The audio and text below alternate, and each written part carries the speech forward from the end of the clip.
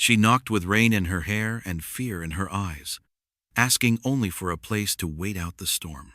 Without a word, the rancher led her inside and pointed to his late wife's room, unlocking a door he thought would stay closed forever. The Wyoming prairie is being torn apart by the most violent thunderstorm anyone can remember. Lightning splits the sky like God's own artillery, and rain pounds the earth so hard it sounds like bullets hitting dirt.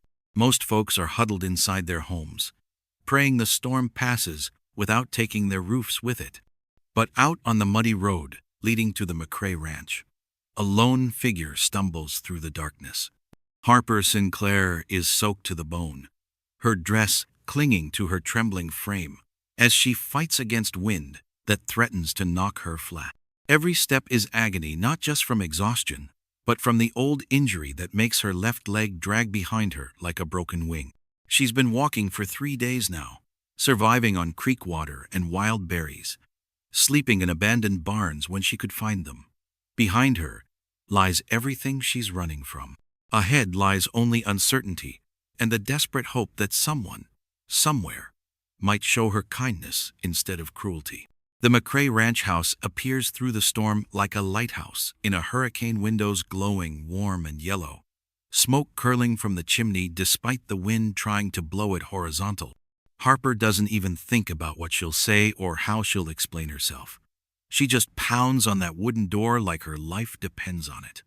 Because it does. The door opens, and Harper finds herself face to face with Ellis McCrae, a man whose eyes have seen too much sorrow and whose shoulders carry the weight of losses too heavy for one person to bear. He's tall, weathered, with hands that speak of honest work and a face that's forgotten how to smile. For a moment, they just stare at each other, two broken people, meeting in the middle of nature's fury. Ellis doesn't ask questions, doesn't demand explanations. He simply steps aside and lets her in, water dripping from her clothes onto his clean wooden floors. But what happens next stops Harper's heart cold. Ellis walks to the end of the hallway and points to a closed door, the only one in the house that looks like it hasn't been opened in years. "That was my wife's room," he says, his voice barely audible above the storm. Then he turns and walks away, leaving Harper standing there with her mouth open and her heart racing. She's asked for shelter in dozens of places over the past months. She's been turned away, laughed at, worse. But no one has ever offered her something this precious, a dead woman's sanctuary, untouched by time and grief. If you've ever found shelter in the most unexpected place, drop a comment below. Harper's hand trembles as she turns the doorknob, half expecting it to be locked or to creak like something out of a ghost story. But the door opens silently, revealing a room that takes her breath away for all the wrong reasons. It's like stepping into a museum of love and loss. Everything is exactly as someone left it, a hairbrush on the dresser, with long brown hairs still tangled in its bristles, a half-finished piece of embroidery draped over a rocking chair, a pair of worn slippers positioned perfectly beside the bed as if their owner just stepped out of them moments ago. Photographs line the windowsill, a beautiful woman with kind eyes and Ellis McCrae's rare smile, both of them younger and happier than Harper can imagine being. There are pictures of them on their wedding day, working in a garden together, Ellis's arm around his wife's shoulders as she holds her hand over her belly in the universal gesture of expectant mothers. Harper changes into the dry nightgown she finds folded in the wardrobe, her wet clothes dripping in a corner she hopes Ellis won't notice. The fabric smells like lavender, and something else, something warm and feminine that makes her throat tight with emotions she can't name. She's never owned anything this soft, this clean, this cared for. For the first 3 days, Harper and Ellis exist like ghosts in the same house. She tries to make herself invisible, slipping out of the room only when she hears him working outside. She eats the simple meals he leaves by her door: hot soup, fresh bread, even a slice of apple pie that tastes like childhood dreams she never got to have. Ellis maintains his distance, speaking only when absolutely necessary. "Storm's past," he tells her on the second day. "Road'll be clear if you need to move on." But there's something in his voice that doesn't quite match his words, like maybe he's hoping she won't take the hint.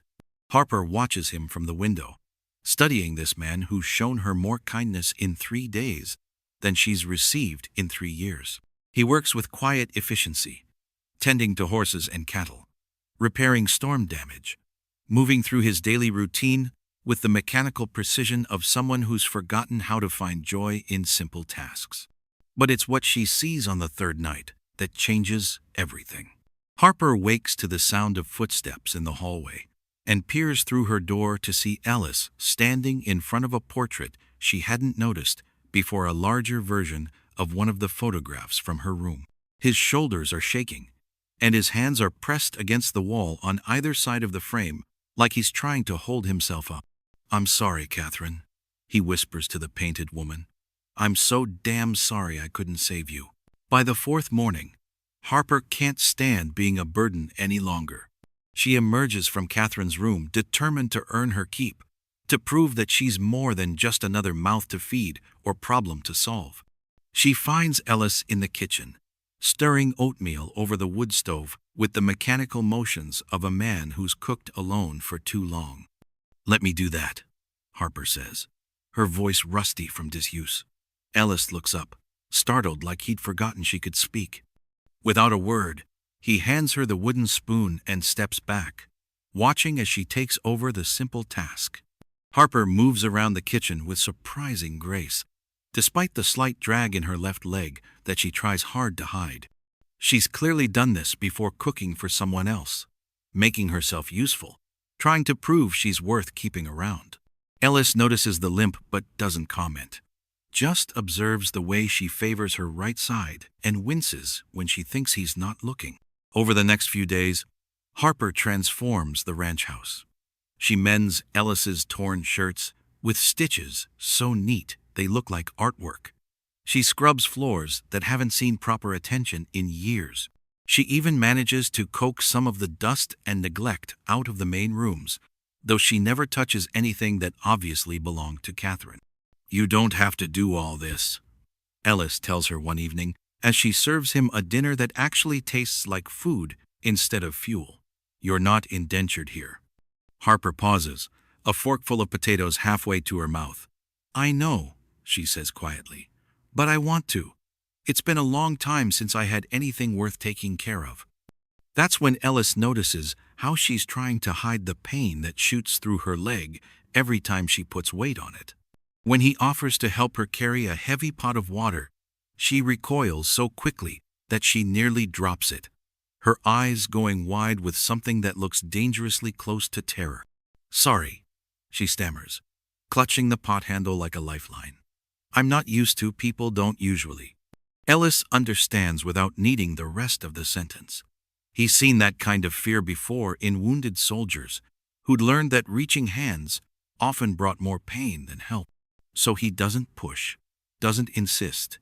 He just nods and gives her space to breathe. That evening, they have their first real conversation.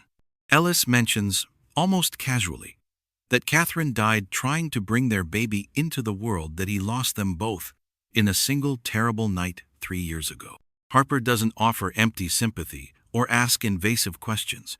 She just listens with the kind of attention that suggests she understands what it means to lose everything that matters. Later, alone in Catherine's room, Harper touches the scar on her thigh, a twisted, ugly reminder of what happens when you trust the wrong person. No one's ever cared before. She whispers to the photographs on the windowsill, "Not like this." The trouble arrives on a Tuesday, carried by a stranger with cold eyes and expensive clothes, who rides into town asking questions about a woman who fits Harper's description.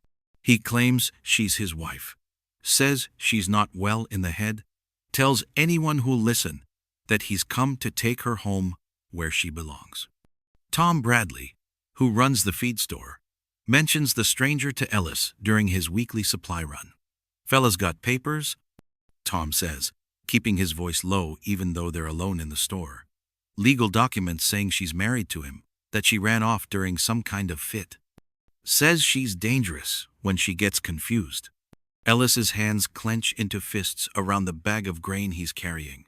He's seen Harper's nightmares, heard her crying out in her sleep, watched her flinch at sudden movements. None of that speaks to madness. It speaks to trauma, to someone who's learned to expect pain from the people who claim to love her. "What's his name?" Ellis asks, his voice carefully controlled. "Jeremiah Pike.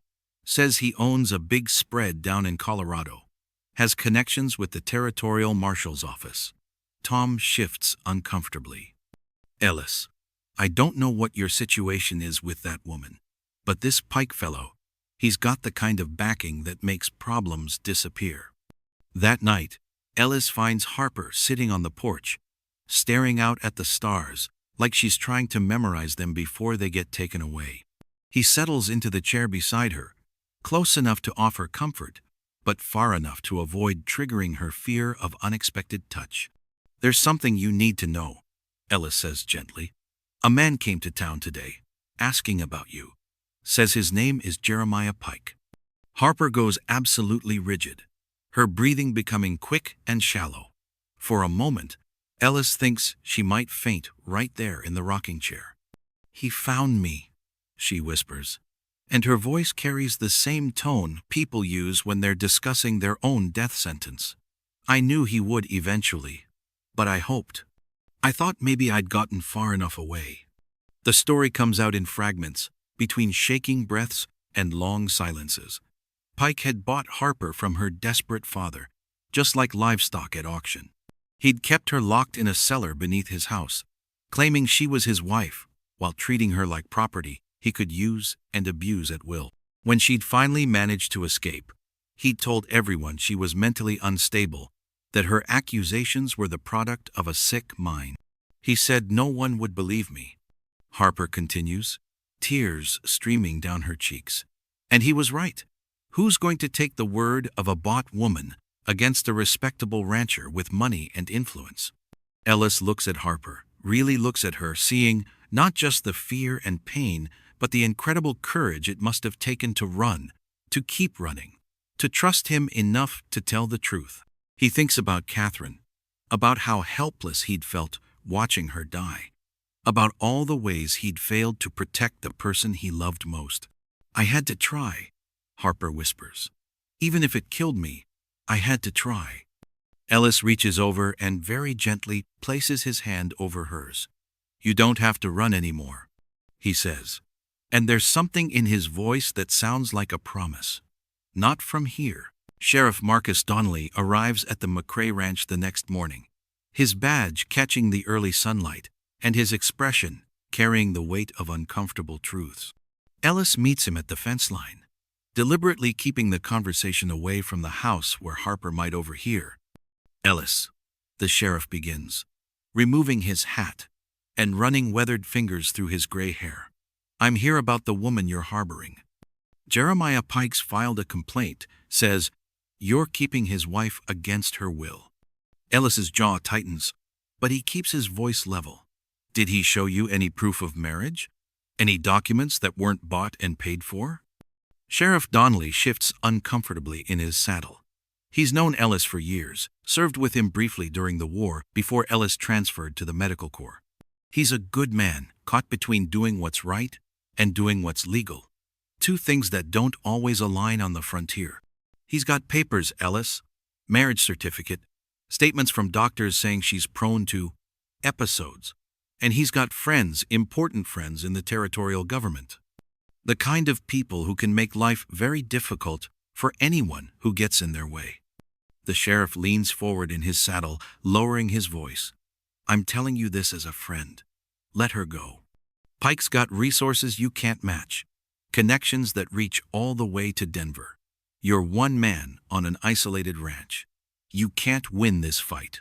Ellis looks back toward the house, where he knows Harper is probably listening from behind the curtains, her heart racing with the familiar terror of being hunted. He thinks about Catherine's letters, hidden under the floorboards of her room, and one line in particular that's been haunting him. "If someone ever finds shelter here, let her." "Marcus," Ellis says quietly, You ever seen what a man with too much money and no conscience can do to someone with no power to fight back? The sheriff's expression darkens. I've seen enough. Then you know why I can't just hand her over.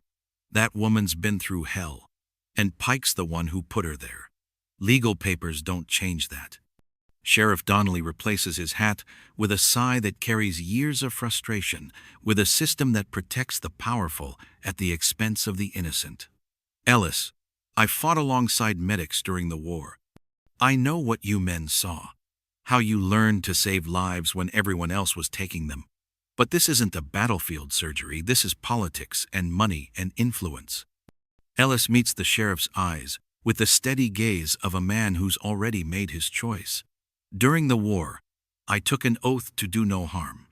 Far as I'm concerned, handing that woman over to Pike would be breaking that oath.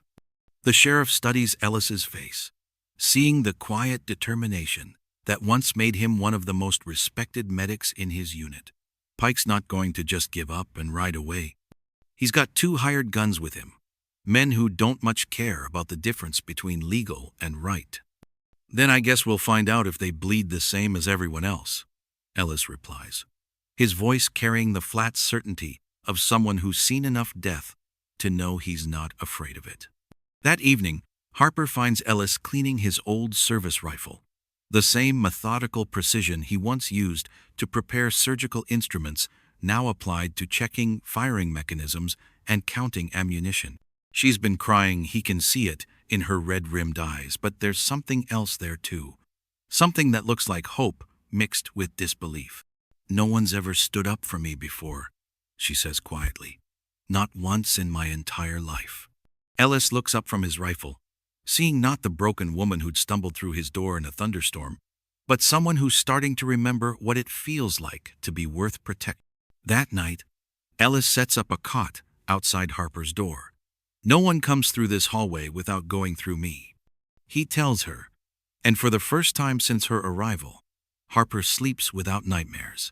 Jeremiah Pike arrives like a plague, bringing violence and corruption with him under cover of a moonless night. He's not alone. 2 hired guns flank him, men whose faces carry the casual cruelty of those who've learned to profit from other people's pain. They approach the McRae Ranch with the confidence of people who believe money and influence make them untouchable. Harper wakes to the sound of horses' hooves in the yard, her body instantly recognizing the rhythm of Pike's approach even after months of freedom. She's been having nightmares about this moment, but the reality is somehow worse. Her hands shake as she peers through the curtains, seeing the man who bought her standing in Ellis's yard like he owns everything in sight.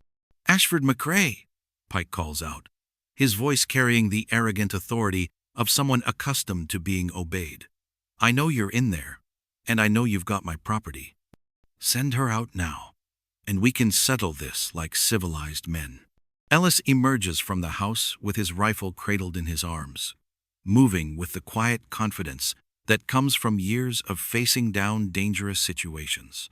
He's dressed simply work clothes and boots, but there's something about his bearing that suggests Pike has gravely underestimated his opponent. She's not your property, Ellis says, his voice carrying clearly across the yard. And she's not going anywhere with you. Pike laughs, a sound like broken glass scraped across stone. You simple frontier folk don't understand how the world works. I have legal documents proving that woman is my wife. I have witnesses who will testify to her unstable mental condition. And I have friends in high places who don't appreciate their business being interfered with by nobodies like you. Legal documents can be forged, Ellis replies calmly. Witnesses can be bought. And I don't much care about your friends, they're not here, but I am. The standoff stretches like a wire pulled tight, tension crackling in the air between the 2 groups of men. Pike's hired guns shift restlessly, hands hovering near their weapons, clearly expecting this to be a simple intimidation job rather than an actual fight. Last chance, McRae, Pike snarls. Hand over my wife or we'll take her. Your choice whether you're alive to watch it happen. Ellis's response is to raise his rifle to his shoulder with movements so smooth and practiced that Pike's men barely have time to react. The first shot takes down the gunman on Pike's left before he can clear Leather. The second shot, fired while Ellis is already moving toward cover, wings the man on the right and sends him diving behind Pike's horse. What follows is a running gunfight through the mud and darkness, with Pike and his remaining gunmen realizing too late that they've picked a fight with someone who knows how to use terrain, darkness, and superior marksmanship to overcome numerical disadvantages. Ellis moves like a ghost, appearing long enough to fire devastating shots before melting back into shadows that seem to welcome him. Pike takes a bullet in the shoulder while trying to circle around the house, the impact spinning him around and sending him crashing into the fence post with a cry of pain and fury. His remaining gunman, seeing his employer wounded and his partner dead, decides that Pike's money isn't worth dying for and takes off into the night at a full gallop. This isn't over. Pike screams as he clutches his bleeding shoulder and struggles to mount his horse one-handed. "I'll be back with the law, with the army if I have to. That woman belongs to me." Ellis watches Pike ride away into the darkness, his rifle still ready, blood seeping from a shallow knife wound on his arm, where Pike's first gunman had gotten lucky during the initial chaos. He stands guard until dawn, alert for any sign that Pike might circle back or that reinforcements might arrive. Sheriff Donnelly appears just after sunrise, arriving with a posse that's clearly several hours too late to be of any real help. He surveys the scene, one dead gunman, blood trails leading away from the house, Ellis standing wounded but victorious, and shakes his head with something that might be admiration mixed with resignation. Harper watches from the window as the sheriff holsters his weapon with obvious guilt in his eyes. She understands what she's seeing. A lawman who arrived late on purpose, who gave Ellis time to handle the situation in the only way it could be handled, who's willing to turn a blind eye to frontier justice when legal justice has failed. Spring arrives at the McCrae Ranch like a benediction, bringing with it the promise of new beginnings and the healing power of honest work. Harper finds herself working alongside Ellis in the garden behind the house, her hands deep in rich soil as they plant seeds that will grow into sustenance and beauty. The physical work is therapeutic for both of them. Ellis moves with less of the mechanical precision that had characterized his daily routine, his actions now flowing with something that resembles contentment. Harper's limp has become less pronounced as her strength returns and her constant state of hypervigilance begins to fade. "Why did you come this far?" Ellis asks one afternoon as they transplant tomato seedlings. It's a question that's been brewing between them for weeks, but the comfortable rhythm of their shared labor has finally made it possible to voice. Harper sits back on her heels, wiping dirt from her hands as she considers her answer. "I saw the house from the ridge," she says finally. "I'd been walking for days, sleeping rough, eating berries and anything else I could find. But when I saw this place..." She trails off, searching for words to describe an instinct that saved her life. Something in me just said, "Go there." Like maybe, for once in my life, I was walking towards something good, instead of running away from something terrible. Ellis understands that feeling more than she realizes. After Catherine's death, he'd stopped believing in providence, stopped thinking that the universe had any kind of plan beyond random cruelty. But Harper's arrival has begun to crack that cynicism, opening small spaces where hope might take root. After Catherine died, Ellis admits, his hands still working among the plants, "I stopped praying, stopped hoping. Figured if God existed, he'd made it pretty clear he didn't much care about people like me." Harper looks at him with eyes that have learned to recognize pain in all its forms. And now? Ellis considers the question seriously, looking around at the garden they're creating together, at the ranch that's slowly coming back to life under Harper's influence. "Now, I think maybe I was asking the wrong questions. Maybe it's not about why bad things happen, but about what we do with the pieces that are left afterward." They work in comfortable silence for a while, the spring sun warm on their shoulders and the promise of growth surrounding them in neat rows of carefully tended earth. Harper finds herself thinking about the woman whose room she's been sleeping in, whose clothes she's been wearing, whose husband she's been learning to trust. That evening, Harper places a small pot of wildflowers in the window of Catherine's room, not as a replacement for what was lost, but as a gentle acknowledgement that life continues even after tragedy. When Ellis sees it, his eyes fill with tears, but for the first time in years, they're not entirely tears of grief. "Maybe it's time we both started over," Harper says quietly, and Ellis nods, understanding that starting over doesn't mean forgetting the past. It means learning to carry it without being crushed by its weight. The room that had been a shrine to loss begins, slowly, to transform into something else, a bridge between what was and what might still be possible. While cleaning dust from the corners of Catherine's room, Harper discovers loose floorboards that reveal a hiding place she never suspected existed. Inside, wrapped in oiled cloth to protect them from moisture and time, she finds a bundle of letters tied with a faded blue ribbon. Her hands tremble as she recognizes the feminine handwriting on the envelopes. These are letters from Catherine to Ellis, but not the kind typically exchanged between husband and wife. These are messages written to be found after death, final words from a woman who somehow knew she wouldn't survive childbirth.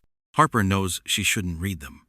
These are intimate communications between two people who loved each other deeply, private thoughts never meant for strangers' eyes.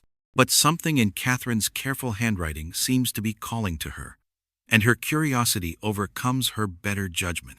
"My dearest Ellis," the first letter begins, dated just weeks before Catherine's death. "If you're reading this, then my fears have proven justified, and I'm no longer there to tell you these things in person. Please don't blame yourself for whatever happened. You're a healer, not a miracle worker, and some things are beyond even your considerable skill."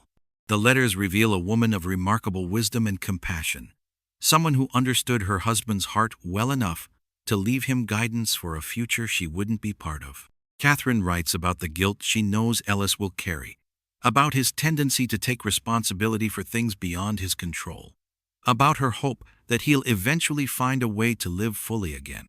But it's the letter dated just days before Catherine's death that stops Harper's heart. "I've been having dreams about a woman who will come to you when you need her most," Catherine writes.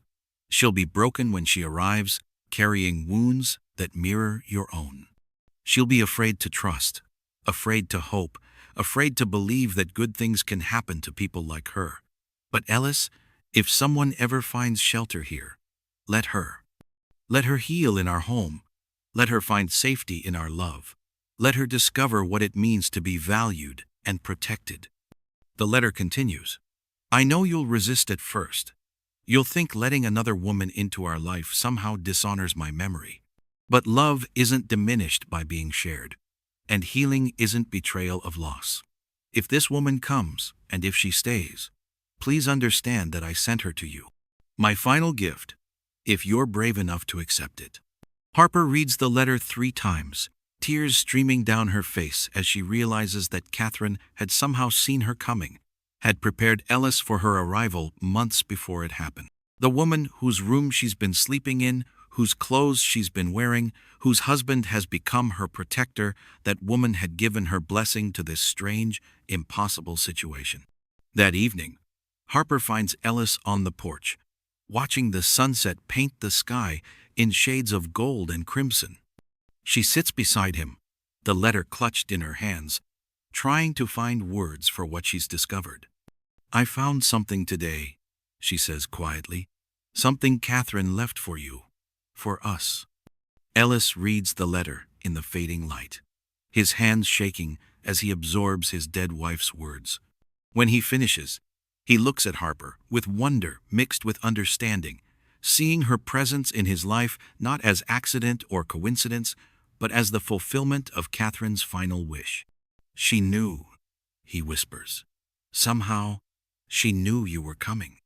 Harper nods, overwhelmed by the realization that she's been welcomed not just by Ellis, but by the woman whose memory she'd been afraid to dishonor. That night, Ellis finally calls her by name, and she calls the room ours. 6 months later, the McCrae Ranch has transformed into something neither Ellis nor Harper could have imagined when she first stumbled through his door during that terrible storm. Harper moves through her daily routine without the limp that once marked her steps, her body having healed from both old injuries and older fears. The ranch itself shows signs of renewed life. Everywhere you look, fences have been mended and reinforced. The garden produces more vegetables than two people can eat, with surplus shared among neighbors who've learned to respect the unlikely couple. The house gleams with the kind of cleanliness that comes from people who take pride in their home rather than simply existing within its walls. Harper works alongside Ellis with the easy partnership of people who've learned to anticipate each other's needs and movements. She's discovered a talent for working with horses, her gentle touch and patient manner helping to train young colts that might have taken months to break under rougher handling. Ellis, meanwhile, has begun laughing again, actual laughter that springs from genuine joy rather than bitter irony.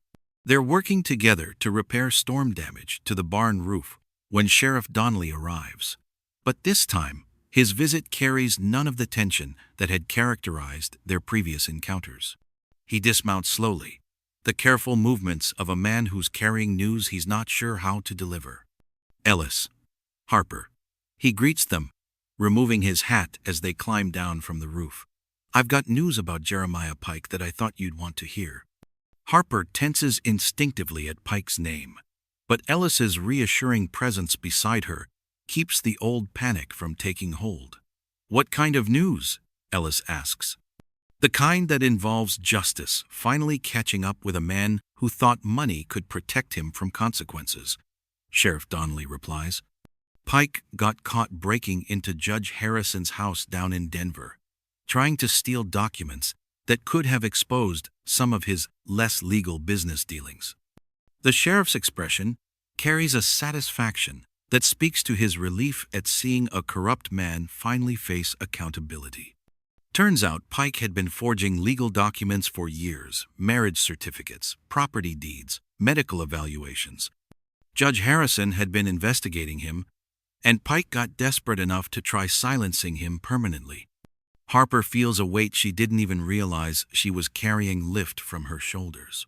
Pike's arrest means more than just personal safety. It means validation that her accusations had been true, that the man who'd bought and terrorized her was exactly the monster she'd claimed him to be.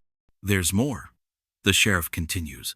Pike's lawyer tried to use those forged marriage documents as evidence of his client's respectability.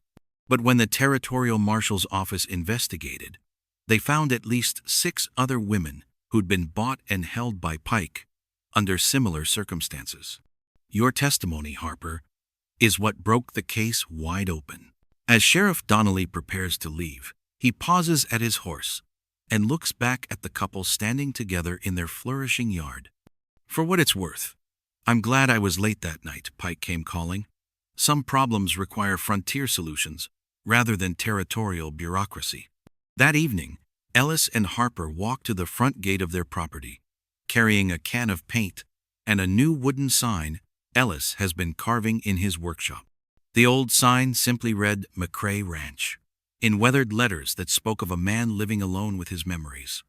The new sign reads McCrae and Harper Ranch, in fresh, bright letters that catch the setting sun like a promise. Ellis holds the sign steady while Harper paints over the old name, both of them understanding that this small act represents something much larger, the transformation of a place haunted by loss into a home built on hope. As they work, Harper realizes that she's stopped looking over her shoulder for the first time in years. She's stopped planning escape routes and hiding emergency supplies.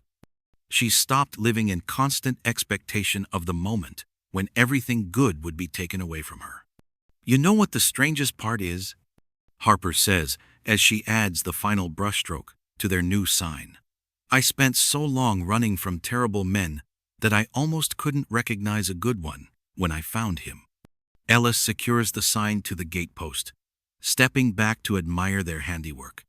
I spent so long blaming myself for losing Catherine that I almost couldn't see the gift she'd given me by sending you here. They stand together in the gathering dusk, two people who'd found healing in the most unexpected place, not despite their shared brokenness, but because of it.